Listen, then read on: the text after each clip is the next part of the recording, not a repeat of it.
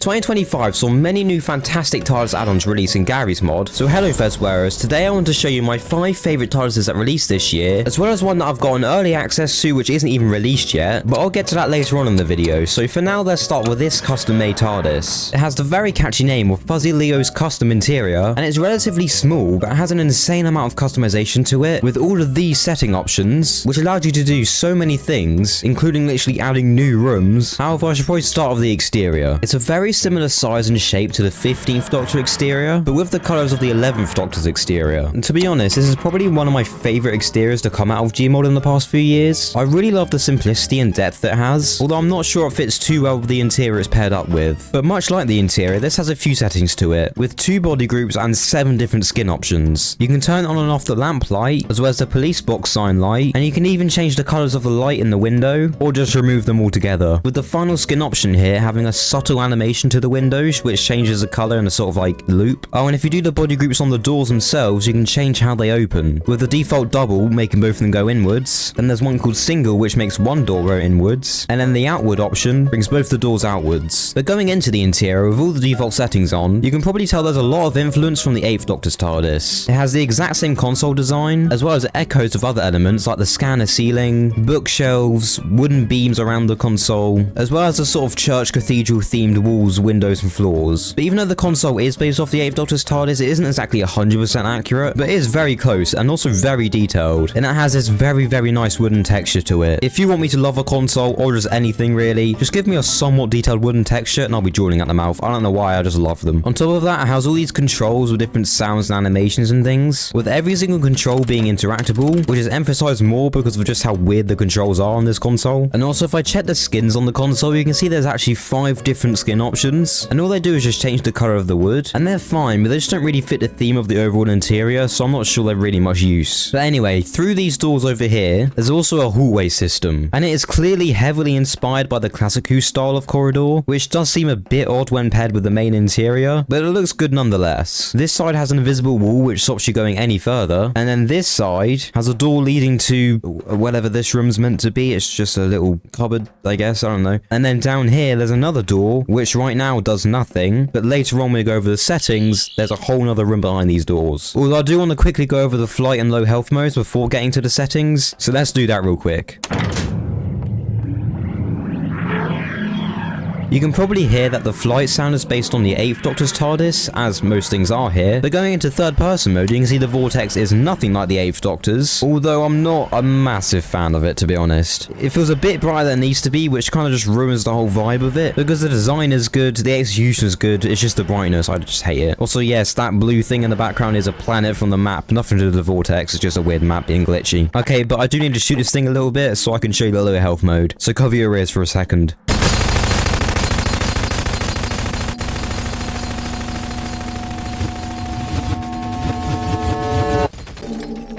It isn't anything too unexpected. All the lights, including these lamps, turn red, the cloister bell rings, and that's really about it. Okay, so there's 9 different setting options for this, with some having really big changes and others just a bit less. So I'll just show you my favourite bits before moving on to the next TARDIS in the video. This interior brightness button allows for 3 different brightness levels, with the default one being bright. Another option is called dim, and that makes the TARDIS interior ever so slightly somewhat darker, but it's not too noticeable. And then the last option is called ultra dim, and that does actually make quite a massive difference, and really changes the entire vibe of the interior. And to be honest, I think I might prefer this one to the default, because it looks so much cooler with the wood and the stone, but for the sake of the video, I'll go back to the default. The exterior option has a bunch of different exteriors you can choose from, which might seem a bit unnecessary because of the chameleon circuit, which has a lot more exteriors which you can just use no matter what. But if you select one of these exteriors, like the magic door one for instance, and then spawn it in, when you go into the interior, the doors will sync with it, so it has these magic door, whatever that means, doors in the interior, which doesn't happen when you have the chameleon circuit, which is actually really cool. Shockingly, going into the rotor color section allows you to pick a bunch of different colors for the rotor, and all of these actually correspond to the colors of the console from earlier, which is cool, but probably be a bit more convenient just doing it as skin options. I don't know why it's in the settings, but like, it's still cool. Oh, and speaking of the rotor, this short rotor option basically just halves it, which to me seems like a massive downgrade because the original just looks so good, but maybe I'm just not used to it or something. Okay, but the final option here is called Eye of Harmony, and if you know anything about the 8th Doctor's TARDIS, because funny enough that's coming up again, you'll probably know what this means. Once it's selected and you go into the corridor, then go all the way down to this door that did nothing before. Now if you interact with it, it will open and reveal a whole new room. Which, if you couldn't have guessed, is the Eye of Harmony room, which is hard to explain what it is really, but it's just like a room in the TARDIS used in the TV movie with this thing called an Eye of Harmony in it. And this is loosely based off that design, but it's obviously simplified a lot because that room is just a cathedral basically. And it also has its own elements like these roundels here. However, that isn't the cool part, because when you interact with the eye itself, it will literally open just like in the movie. It also has some really cool sound effects, and it shakes the screen and things. It's quite immersive. Plus it has some sort of like radiation sound to it. I think that's what that is, I'm not really sure. But it's probably something dangerous, because when you go and stand on it, well, this happens. I don't know what that sound means. It might be trying to kill me and I'm invincible or something, I don't know, but that was kind of terrifying. I was going to talk about the LEGO TARDISes now, because there's so many of them and they are actually genuinely sick. But before that, I want to show a bit of a rogue one that was released quite recently, and that's called the Crappy TARDIS. And from the name alone, you can probably guess what it might be like. If you only watch my GMod videos, then the last time you watched this channel, we probably had about 4,000 subscribers, and now we have over 14,000 because of one Minecraft video I made which just did mental numbers. So thank you very much to everyone who's watched me this year, because it's been insane. Anyway, back to this. It has 0 skins in the interior or exterior, 0 settings, and it's just this absolute beauty that you see in front of you. And the interior is even better. Wow. The exterior is just a bit of a blue blob with, dare I say, a crappy lamp, as well as this sign which is probably made in Microsoft Paint or something. And the only normal looking thing is this door, but the fact it looks normal makes it look weird because it's paired up with this really, well, crap exterior. But it does also work quite well with the interior. Also, if you look in the interior from here, there's like a weird scanner showing your screen from like 5 seconds ago or something. I don't even know how that's possible. That's not even that crap. That generally could be used in an add-on. That's actually quite cool. I don't know if it's a glitch or something, but that is actually quite cool. Anyway, going inside is where things really start to get, well, let's just say interesting. It has the shell of a Toyota interior with these massive walls, a floor from the coral interior, I believe, as well as part of the coral rotor, and then not to mention the 2 errors here, which could be an actual error and I've done something wrong, but I'd assume it's just a part of the experience in the Crappy TARDIS, as well as a random piano, this stack of Half-Life computers, and then a floating barrel for some reason. Oh, and of course, the best part of any TARDIS is this wonderful, wonderful console design. Obviously, I know this video is called The Best TARDISes of 2025, and this is literally called the Crappy TARDIS, but obviously it is meant to be crap, and it's kind of impressive how the creators just put aside any sense of pride and made this monstrosity, which I can really respect, to be honest. Oh my god. Okay, let's not do that again. Are these holes like actual holes? What? Okay, fine. Okay, whatever, moving on. Then if I go into flight, you can see that the flight sound is also just, let's just say different. If I can find the flight switch. Wait, what? Where is it?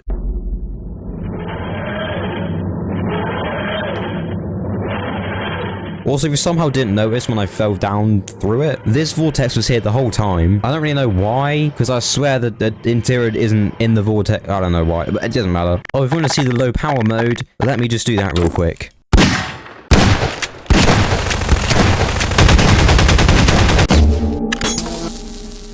Yeah, I don't know what you expected. It just turns like slightly red, and the cloister bell rings, and that's about it. So you could say it's crap.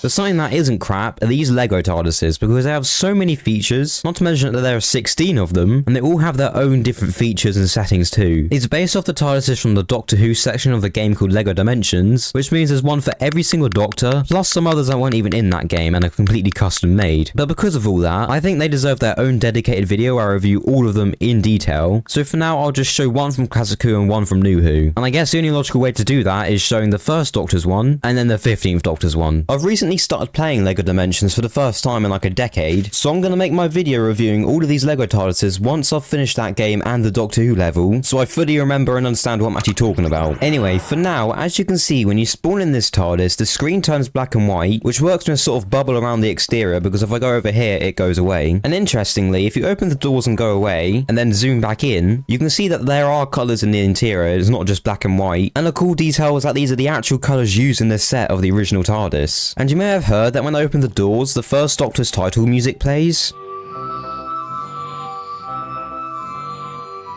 And it's cool attention to detail that they added that to the GMod version. Although with that said, I am now going to get rid of that and then use the only setting option to get rid of the title music option, mainly because of copyright, but also because it can get quite annoying.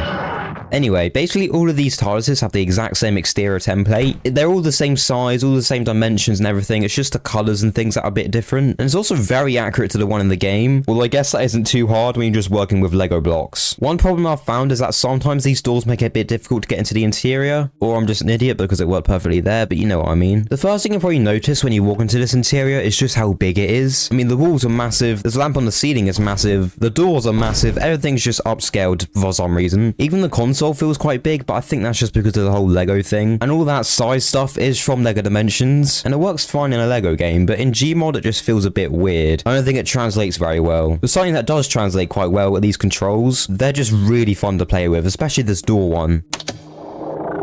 The animation and sound and everything is just utter perfection. I love it. And even these controls, which are technically stickers and shouldn't have an animation, have an animation. And they also have color, which is a bit weird now I'm thinking about it. And if I go into manual flight mode and then dematerialize, you can see just how quick the flight is in this.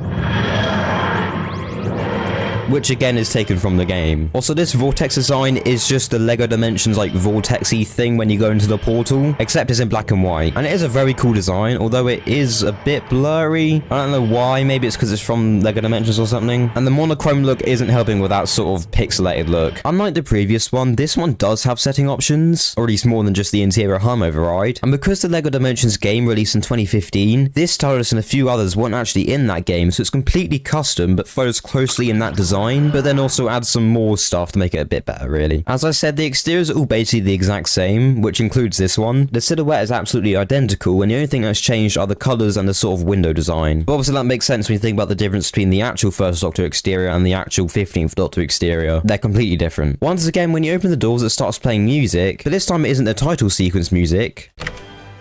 It's the 15th Doctor's theme, which is an absolute banger. But once again, I have to get rid of it for copyright reasons, which really hurts because I love that song so much. It's hard to compare this interior— oh, voice crack, Jesus.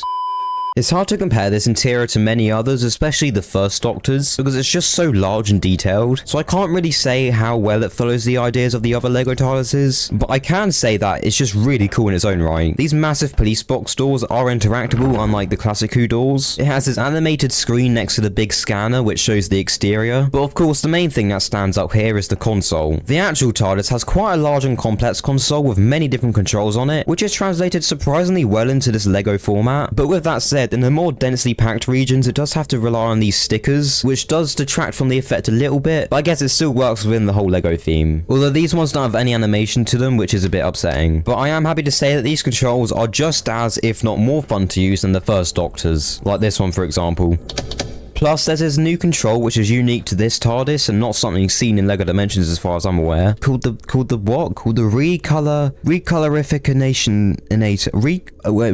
what? I don't know, just it's that, whatever that is. And when you interact with it, it changes the color of the lighting in the whole interior, which is a very cool feature and also something you see in the show. And as far as I'm aware, all these colors are ones from the show too, which again is just really weird attention to detail, which I love. But as well as that, there's this sort of animation with the roundels and this sort of ring, which I could look at for so long. It's so satisfying. Well, I'm not entirely sure this is exactly how it worked in the show. This TARDIS has two other setting options, so I'll enable them quickly and show them to you. Funnily enough, the 15th Doctor's jukebox adds the 15th Doctor's jukebox, and something that's quite cool is that there's 5 songs built into this which you can play, which have some relation to Doctor Who or this jukebox specifically. And then the Vindicator option adds this Vindicator, which if you don't know is from the latest season of Doctor Who, and it's just like a weird scanner thing, and when you click on it or interact with it at all, it will light up and start doing its animation spinny thing it does in the show, although you can't use it as a gun unfortunately. But as I said, I'll go over those and all the other LEGO TARDISes in a dedicated video at some point once I've replayed LEGO Dimensions, but for now I'll move on because I think I've said the word LEGO a bit too much for my liking today. This next one's completely different to any other TARDIS in this video and the whole of GMod really. It's called the Scrapwork TARDIS and it has this really cool icon, but mainly it has a very interesting story behind it and the design is just really good. So I'll show this TARDIS and then move on to the final one of the video, which as I mentioned I have early access to and it isn't even published yet. It has all of these settings, it has the weirdest yet coolest interior and exterior pairing I've probably ever seen, and it's just all around really cool. The exterior looks like this sort of safe with a spinny lock thing, and it has these very rigid and thick metallic walls, and I really love how much depth it has for just being a metal box really. But other than that, there's not really anything else to talk about. There's no skins or body groups, so let's just get to this interior because I love it. And then once you close the door, this place becomes very claustrophobic. It's all squeezed in one place, there's not enough room to walk, there's cables on your head, it's just, yeah. And it's designed that way on purpose because as the description of this add-on says, it's sort of based on the idea that someone like Unit or just some Earth scientists got a TARDIS console in their hands and then used their limited technology to build this sort of makeshift TARDIS, which is such a cool concept for an add-on and also something that just makes sense when looking at it because it actually impacts the design. It isn't just a backstory for the sake of it. The console design is basically just the same as the Voyage TARDIS, which featured in last year's recap video, and it even has all the same skin options available. The only difference is that it has this very gritty and dirty texture on it, and to be honest, I'm a really big fan of that texture work, although it is a bit weird when contrasted with the sort of really polished and shiny controls it has on it. But where this interior shines is really when it goes into flight. It's a very abrupt effect with a very loud rotor sound, as well as the DMAT shake, but all of that works together so well with the theme of the interior. And going into third person, you can see it has a very similar vortex to the first TARDIS in this video, but it's just blue instead of yellow, which does somewhat help with that brightness, but I still don't particularly like it, to be honest. But I'm actually going to land whilst I'm in third person to show you this really nice effect it has when it rematerializes.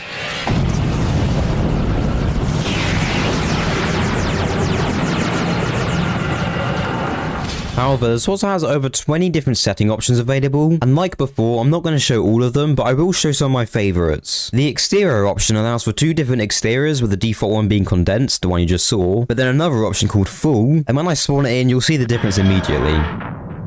This is probably the biggest exterior in the game and it works so well with the interior, but of course it does detract heavily from the whole bigger on the inside effect because, well, it just isn't anymore, although it does feel utterly ridiculous when you're flying it in third person mode. This other setting option allows you to completely change the rotor design. The default one's called Tall Rotor, which you've seen, and there's another option called Short Rotor, which changes it to be a very classic Who style thing, and once again I think it's the exact same as the Voyage TARDIS. As well as that, the animation it has is obviously a lot different, and the flight sound is also a lot more bearable. And then the other rotor type is called Smashed Rotor, and it's the exact same as the previous one, except it's smashed, obviously. And it is actually a really cool idea, but I don't think it's executed the best here, because the glass just looks really blurry and the sort of smashed bit just looks really pixelated. But even with that, it does look nice, and it once again works really well with that sort of backstory. The final 2 options allow you to change the lighting on the rotor and the walls, but because there are just so many different options, I'm just going to throw them all on screen for the sake of time. But basically, the rotor option changes the color of the energy stuff that goes through the rotor, and then the wall color just changes the rounder lighting and general lighting of the room. But weirdly enough, the wall lighting option has all the colors from the rotor, which makes sense because then you can match them and make one cohesive interior. But then it also has even more than that, so then you can't make them match. I don't know why, it's not that big of a deal, it's just a bit weird to me. And then the final add-on of this video is made by the same creator who made some of the most popular TARDIS add-ons ever, like the Twice Upon a Time TARDIS and the Ruth Doctor TARDIS. However, this TARDIS isn't publicly released yet, and I've got an early access version to it so I can show you in this video. However, before I get to that, I have some honorable mentions I want to very quickly show. First of all, because I know I'll get some comments about it, here's the 2023 Plus TARDIS for the 3rd year in a row, I think. But yeah, since I last played this, a few new controls have been added to the console, and then not a lot else. Although at least the controls that are here are very detailed and accurate too. Plus, this button allows you to change the colour of the interior, like in the LEGO TARDIS, which is quite a cool feature. And then this button puts the TARDIS into the vortex. But other than that, none of the other controls actually do anything. Okay, so the final